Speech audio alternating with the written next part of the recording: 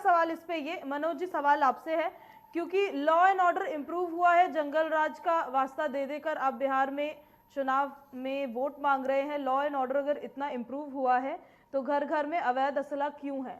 नहीं देखिए, जो भी है वहाँ का, जो इन्होंने बताया कि वहाँ का जो माहौल है वो वैसा है, लेकिन लॉ एंड पिछले 15 सालों में ऐसी कोई घटना नहीं है। में ही है ना सर? नहीं, पिछले 15 सालों में कोई घटना नहीं हुई ऐसी, लेकिन ये अचानक एक राजनीतिक षड्यंत्र के तहत इन्होंने जो अपना जो, मुंगेर बिहार में ही है ना? नहीं, मुंगेर बिहार में ही है। मैं कहूँ जो अभी तक जितना लॉ भी जो एंड भी था, अगर इतना इंप्रूव हुआ है, जंगल राज खत्म हुआ है, तो अवैध असला कैसे है लोगों के देखिए घर घर 15 में? साल की सरकार में ऐसी कोई घटना हुई? कोई भी घटना नहीं हुई आज तक, किसी की ऐसी कोई पुलिस ने बर्बरता नहीं की, ना ऐसा कुछ हुआ।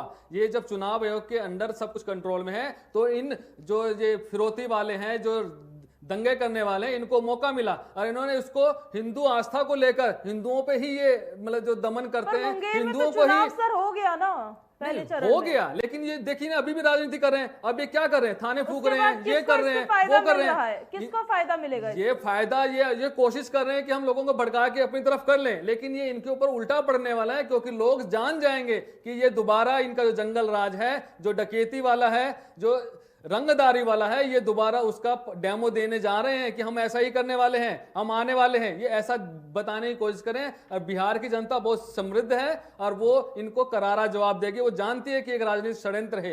दूसरा, संजय गुप्ता शुरू में तो लग रहे थे हिंदू हिंदू हिंदू, जैसे ही राहुल गांधी जी का एग्जाम्पल आया, राम जी काल्पनिक है, तो ये कह रहे कि धर्म की बात मत कीजिए, ये हिंदू से मत जोड़िए, हिंदू से मत कीजिए। ठीक है, 1 मिनट में पलट गए। ये जो चुनाव में आप जनेऊ पहनते हैं ना ऊपर, वो जनेऊदारी पंडित दत्तात्रेय गोत्र वाले, ये बाद में है ना, वो बाद में अपीजमेंट पॉलिटिक्स करके टोपी पहन के घूमते हैं। इनका असली चरित्र जो है, ये सिर्फ ऊपर से हिंदू दिखाते हैं। और आपके 70% 95% अगर नेता हिंदू है, तो आपने 70 साल को हिंदू को अपने जूते की नोक पे क्यों रखा? क्यों आपने मुस्लिमों को तुष्टीकरण की राजनीति की? क्यों आपके प्रधानमंत्री ने बोला कि सभी संस्थान, सभी जो भी देश के हैं, जो भी संसाधन है, उस पे मुस्लिमों का पहला हक है? तो आपने क्यों नहीं हिंदू को मान्यता दी? पहले 70 साल तक आपने उनको दबा के रखा, उनकी भावनाओं को। मनोज जी, इन्होंने दबा के रखा हिंदुत्व को, आपने तो काफी उजागर हमने किया। देखिए आप, हमने राम मंदिर बनाया है, उठाया है ना सर। चुनाव आयोग के नाम पर पल्ला कैसे क्यों? नहीं, पल्ला नहीं। देखिए,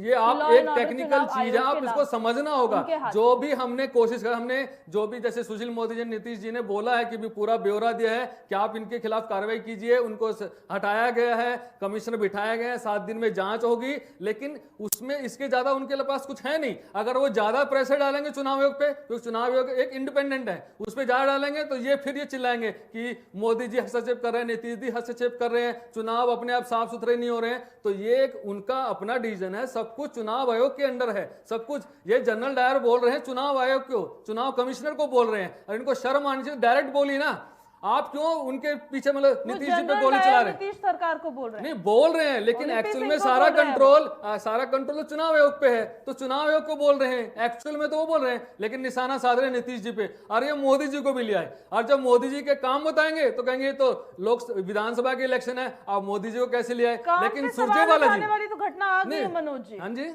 काम पे सवाल उठाने वाली घटना तो आ गई है सामने। नहीं, काम पे कुछ नहीं है। ये अभी हमारे देखो, ये जो सारा एडमिनिस्ट्रेशन है, हर तरह के, जब दिल्ली में दंगे हुए तो आपने बोला कि इनसे दिल्ली नहीं संभल रही है आम आदमी पार्टी वालों से। तो वही मैं बता रहा हूँ ना कि अभी जो सब कुछ है, एडमिनिस्ट्रेशन है, वो सारा चुनाव आयोग के अंदर है, नीतीश जी के हाथ में नहीं है। अभी नीतीश जी जब तक अगले इलेक्शन रिजल्ट नहीं आएंगे, तब तक वो एक कार्यवाहक मुख्यमंत्री रहेंगे एज ए, लेकिन सारा कंट्रोल चुनाव आयोग के अंडर है। वो कोई डिसीजन नहीं ले सकते, वो किसी तरह का फैसला नहीं कर सकते।